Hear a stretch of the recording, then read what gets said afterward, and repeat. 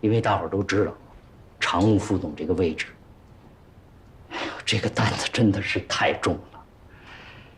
但是，知难而上，艰苦奋斗，正是鼎华的精神和作风所在。我庞一山定会兢兢业业、竭忠尽智，做好每一项工作，绝不辜负林总跟各位对我的厚爱。谢谢。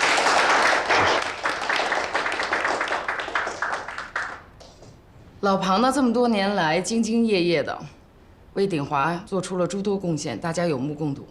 我相信他在新的岗位上会创下更多辉煌业绩。